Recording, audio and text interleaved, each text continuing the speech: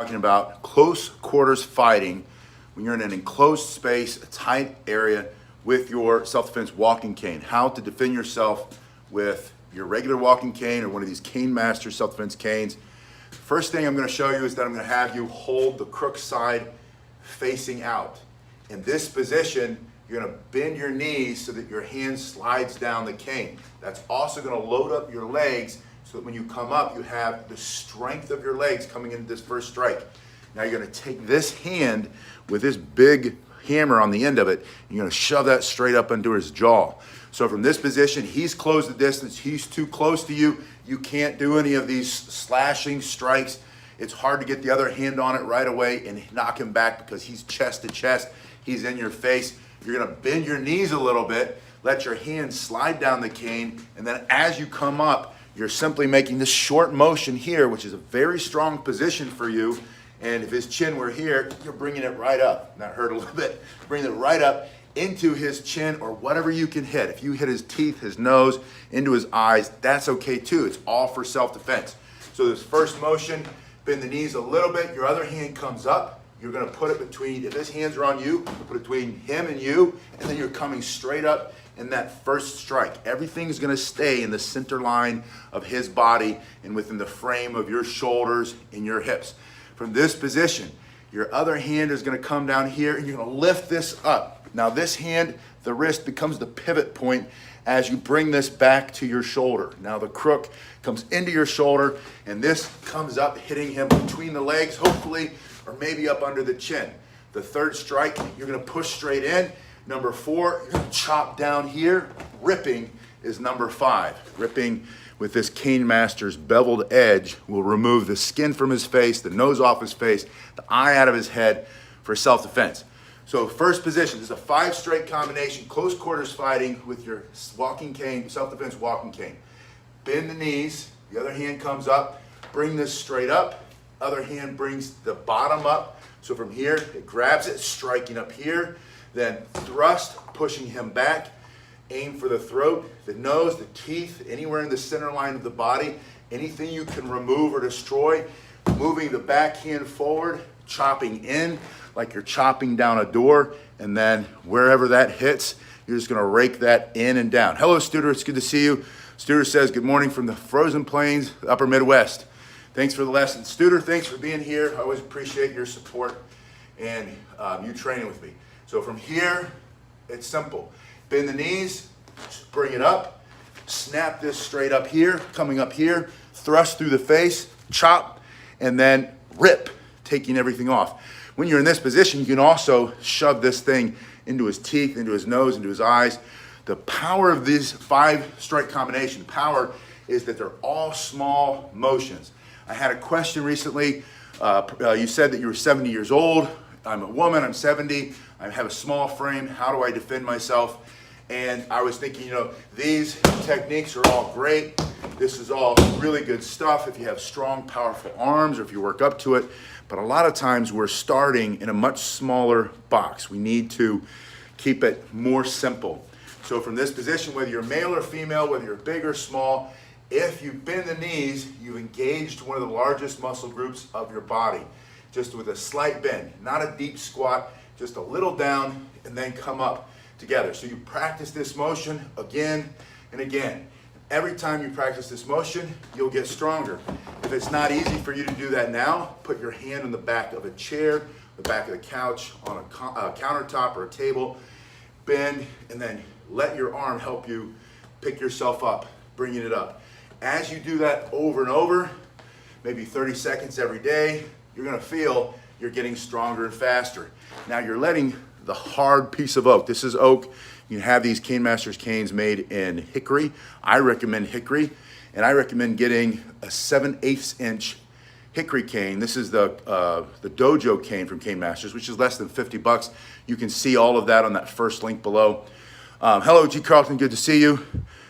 Yeah, G. Carlton asked for close quarters Joe staff, and we can do that too. It's going to be very similar, but there's no limit to the techniques you can do if you focus on the principles of self-defense. Number 1, situational awareness, pay attention to what's happening around you. Number 2, get in a better position, step back, make your body a smaller target, If he's closed the distance and his hands are on top of you, you can step back a little bit. Number 3, ask yourself the question, what can I remove or destroy? In this case, we're saying that the answer is his throat, his ability to breathe permanently or temporarily, smashing through the teeth. Yeah, Garen says if you do these exercises where you're assisting yourself and you're just bending, eventually you're gonna be able to do a one-leg pistol squat. Now, I don't know if that's true. My hips are bone on bone. I got bone spurs in there and got a lot of damage I have to undo. But I believe Garen's right. I believe if you move in a certain direction, you'll get there eventually, one way or the other.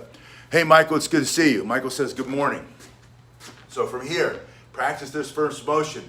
Always get this hand up. Get this hand between you and the threat. If he's already on top of you, put it right here. Yeah, Michael says ozone injection. I've heard that is very helpful. Thank you, Janet. You're welcome. Janet says, thank you for addressing the older female concern. Janet, I do have several students here in person and online who are women who are in their 60s, 70s, and 80s, and they are able to do all of these techniques eventually, little by little. There are things that they can do that you can do right now, and there are things that you'll get better at and stronger at. And what's the alternative? Just wasting away and waiting for something to happen, or taking a little bit of action and seeing. And I always say, I've said this since I began working with special needs students years and years ago who had great physical challenges, cerebral palsy, dwarfism, kids with Down syndrome, and parents would say to me, I don't think my son, I don't think my daughter can do this thing. And I would say, I don't know, and you don't know.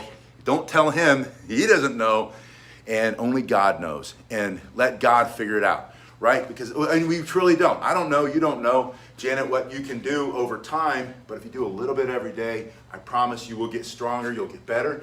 And these techniques, as you start to come up over and over again, might take a few weeks.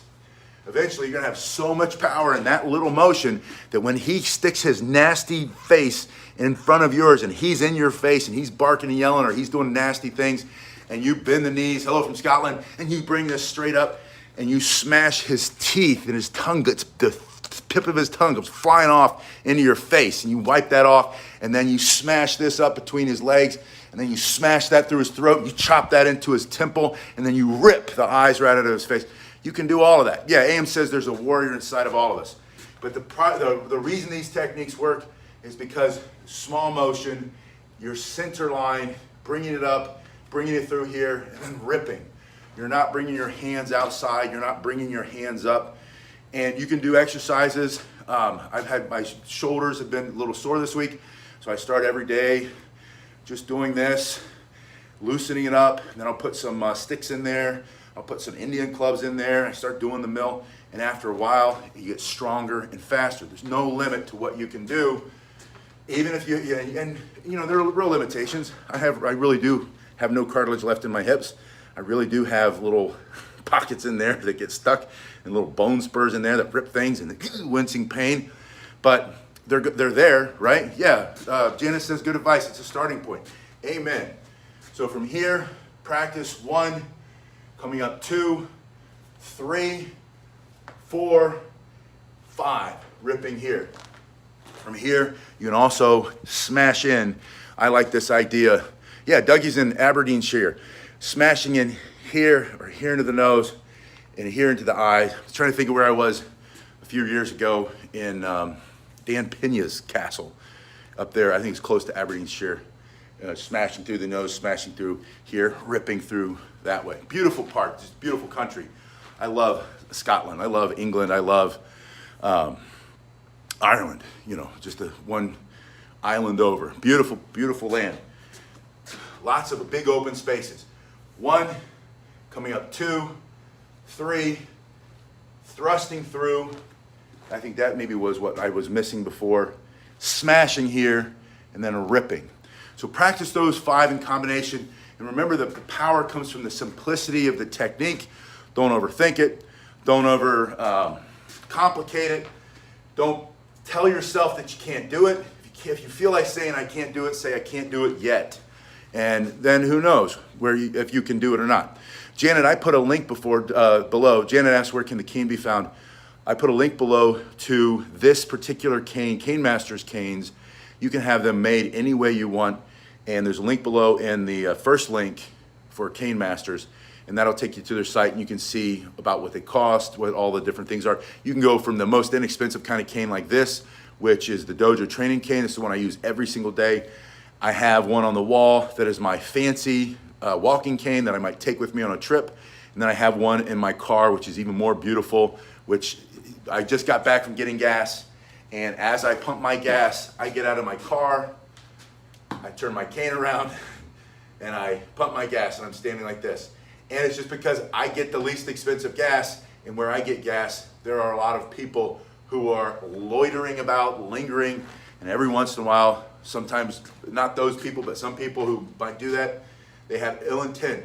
So I have the ability to practice what I preach and defend myself using my walking cane and create some distance, keep them off of me. Yeah, Michael says he takes his cane to the gas station and the ATM. ATM, that's another place you need to be on super high alert, especially these days. Pay attention to what's happening around you while it's happening. Bring a stick for self-defense. Bring your walking stick or your Joe, or bring your walking cane. Walking cane, especially Cane Masters canes, have the most amazing features for self-defense, especially that one right there, that little tooth. So pulling this, I mean, it's nasty to think about, but the teeth out of them. I've seen the teeth come out of someone's mouth, a horse hoof, up this girl's face, big teeth this long in the front of her face. Everybody's out there in the footing looking for it. Nasty stuff. You can imagine what this would do in the purpose of self-defense. This is all for self-defense, not for fighting, not for schoolyard fights, bully fights. This is life or death, you or him, using violence against violence. So one last time, bring this hand up, use your legs, the power of your legs in this small motion, lifting up, pushing here. There's the second strike, lifting this up here. Maybe it hits between his legs, maybe it rakes up his body, smashes his teeth, and again his tongue comes flying off, and then thrust that coming straight into his nose, his teeth, his throat for self-defense, into the solar plexus. After you create some distance, pushing your hand, simply pushing forward. It's not a chopping motion, it's a push. You can do this very easily. This requires stronger shoulders. So if your shoulders aren't as strong, don't do this, but this you'll be able to do easily, right? From here, and then if you need to, hit them again, pushing them back, or simply take that tooth and rake it across whatever you need to, and then he falls to the ground, writhing in pain. Cops come, scoop him up, you go home safely. It's your human right to defend yourself. Yeah, AM says when we all refuse to be a victim, we won't be a victim anymore. You might not ever use this. You might not ever need it. But if you're prepared, your anxiety goes down, your fear level goes down, you get out of the house more, your body starts to move more, you start to get healthier, your mind lets go of more fears, you start to sleep better at night, you start to feel better about the world that we live in, you start to see that for every one bad person, there are a million good people out there trying to do the right thing and trying to live with in this society together and be nice, kind to one another. And you realize that the nasty, disgusting people are extremely, extremely small, and they've been amplified by the media, right? They want us to be frightened, they want us to be afraid. So a lot of my training, whether or not you'll ever use it, is not the point. It's giving you the confidence, it's giving you the belief, it's giving you the belief in your right, your God-given right to defend yourself. Take that right, train it every day, do a little bit, learn how to do just a couple of simple things that'll force you to breathe. You'll get outside, your whole perspective will change. We'll all be nice to each other. You're going to discover the EDC, Everyday Carry, self-defense tool that could save your life. This is the Everyday Walking Cane. It's a self-defense walking cane. This one's made by Cane Masters. It's especially made for self-defense. It's extremely durable, extremely strong. You can see what the dimensions are if you click the first link below. But this EDC self-defense tool could save your life. I'm going to show you immediately how to use it. We're going to roll in this bag. We're going to call this the threat. I'm going to make them a little bit taller because I want you to see the basic techniques. I'm going to adjust the angle a little bit. So let's say this is groin area. From this position, you're holding your hand on your everyday self-defense tool, your walking cane. You can snatch it up right between the legs very quickly, very explosively, very fast. Hello, Joey. It's good to see you. You bring it up between the legs. The second motion from here, immediately throw the other hand on it. You can step in and thrust and create amazing amount of power going through the middle of his body into the soft tissue of his body, his solar plexus, his throat, his face, all for self-defense. Hello, J.R. Beck is in Liverpool, United Kingdom. So we snap it up here, slice in here. You can turn and blast using that hard bar of oak or whatever material your walking cane is made out of, pushing right through the nose, the teeth, the mouth. Catherine says, thank you for your instruction. T. Carlton, good morning. It's good to see you. Snap, thrust, push. You can pull your elbow in, your front hand, and strike with the long part of the cane. You can take the other side and rake in through the soft tissue, the eye, remove the eye into the nose. David's here from Belfast. Hello, David. Pull the teeth out of his mouth. If you like self-defense technique like this, hello, Steve. Steve's in Florida. I'm in Florida. Steve, it's good to see you. Please give me a thumbs up, subscribe if you haven't done so already. Shane's here. Best regards from Shane. Shane, same to you. Thrust between the legs, simple push. This simple push, when you take a step, will create so much distance, so much power, it's going to stop him in his tracks. It's going to move him back, striking by turning the body, pushing, and thrusting. Pull this side, breaking in across the face. These are just some of the basic techniques. I want to show you, this is a question you've asked me a lot this week, is how do you use the walking cane? Now, normally my left hip hurts. Today it's my right hip. I've been moving pumpkins for the pumpkin patch down at the school. It's a fundraiser, and chucking these heavy pumpkins up into the dumpster every day that rot. So my hip is on fire right here. I would put the cane, you're gonna put your cane on the side that's not injured, and you'd move the injured side forward. As you move it forward, you're gonna follow it with the cane.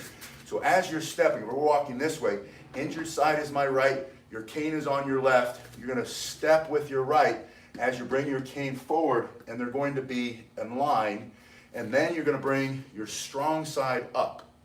You could bring it through if you're a little bit stronger, but if you're just getting started, like you just had a knee surgery or hip surgery, or it's a new injury, you would start by, and this is gonna be about 4 inches away from your foot. So you're going to lead with the injured side, the cane follows it, and you step. Now the question becomes, well, how would you use the cane for self-defense if you are leaning on it, if you need to hold it there? Well, if you have one really strong leg, you can still do all these techniques from a standing position. You would put your stronger leg back, and you would lean back on it, creating a little bit of distance. You could strike, you can thrust, you can do it with either hand. You can do this swinging motion, coming off of the shoulder from one side, off of the shoulder from the other side. Angular strikes, you can come down on top, hit him in the head, knock him out, turn off his operating system. If the question is, if you lift your cane up off the ground, what happens if you fall down? Yeah, J.R. Beck says a little bit of hot and cold compression on the hip is gonna help. Thank you. I've also got my thumper, the Theragun. I'm gonna hit with that in a minute. It's just a tight muscle. I just gotta loosen it up. But so from here, my preference and my suggestion for you, because you've also said this to me a lot, those of you who use this cane every single day, that, David says he just had a knee replacement. No one taught him how to use the cane. David, isn't that crazy? I get this question from people who have been using canes. What's the proper way to use it? Either because they, like yourself, you go in for knee replacement, they send you home with a cane and they never tell you, when you start to get up and walk around the house, here's how you use it. A good physio or a good physical therapist here in the States will do that, but they don't all do that. I don't know if it just skips their mind or whatever. Some people walk with 2 canes. You can use 2 canes. You can lean on one for balance and strike with the other one. Thrust with the other one. You can bring this up across the body. You can see that by turning your shoulders and hips, you're still in a good, strong position here. You can bring this across. And I know some of you are in a wheelchair and you practice using the cane with the wheelchair. So you're not ambulating with it. You're not walking with your cane, but you have your cane with you. Maybe that helps you to get out of the chair, into another chair, or onto another seat. And you have your self-defense, your everyday carry self-defense tool that could save your life, the walking cane, self-defense walking cane. And from a seated position, all these techniques work too. Now, if you have your cane in this reverse grip instead of this grip, it's going to be easier on your wrist. you're going to find that not only will you be able to strike faster with it and stronger when the short side is coming out of your thumb, the crook, but you're also, when you lean against it, ergonomically, it's going to be in a stronger position. See how that kind of comes and makes a straight line from your arm all the way into the floor? When you turn it around, it tends to be back here, and it puts more stress in your wrist. And some of you know exactly what I'm talking about. You've been walking with a cane for a long time. You do get pain in that wrist. Simply turning it around will relieve a lot of that and make it easier for you to use. Also in this position, you can pop it up here very quickly and have this big fist or knuckle to thrust right into his face, reach up, snatch into that soft tissue of his body, maybe the shoulder, maybe his neck, maybe straight into his face and rake or pull. And then you can use the backside like an Irishman, Irish stick fighting, coming up here, using your shillelagh, bringing it through, striking, and even blocking if you need to. All while you're holding on to the other cane, or maybe if you don't need the cane to ambulate, you don't need the cane to walk as much, you just have your one cane. But either way you do it, it all works. You just have to modify it. You might be sitting in a chair. You can do all of the strikes from a seated position. I didn't bring the chair over, but they work, and I want you to practice that. I want you to practice all these techniques. So let's go over a brief list. Number one, my favorite, is up between the legs. And if you miss the legs, maybe you hit him in the chin, or his hand is reaching out and you smash that wrist, smash that arm. But it's just this pulling up. That can be done from this grip and from this grip. That's your first one. Number two, I prefer, this is my second favorite of all time, popping it into the front hand while you keep it attached to your hip. From here, you keep it attached to your hip, and then you thrust. And you're gonna go low. He's going high, you're going low. You're gonna hit him right here and put him straight on the floor. Maybe you wanna stick it into his throat. The way you do that is you just change the angle of your strike by this front hand. So from here, pop it into the hand, step and thrust. The third way you can use it is sliding your hand down the front, and you bring it up almost like it's a sword. You can now thrust straight into his face, pull to your shoulder, strike from one side, strike from the other side, maybe go to a knee, go into the hip. Maybe you have to defend against a vicious dog, smashing the snout. But from this position, thrust, striking, angles, thrusting, straight down on top. All of those can be done with two hands on it, strikes, maybe not this thrust, but play around with it, you'll see what works. You can do pretty much all of them with two hands. And anytime you have two hands on it, you have more control. When someone tries to take it from you, the key is locking it against your body. Anywhere you anchor your cane against your body with your back hand, when they grab the tip, you get your other hand on the front, either like this or like this. Either way works. And you're gonna make a twisting motion. You're twisting with your hips and your shoulder, and then you push down. He's on the other end, it's gonna be like this, and then it's gonna go down, and then you're gonna stick it right through his throat for self-defense. Another way you can use your cane for self-defense,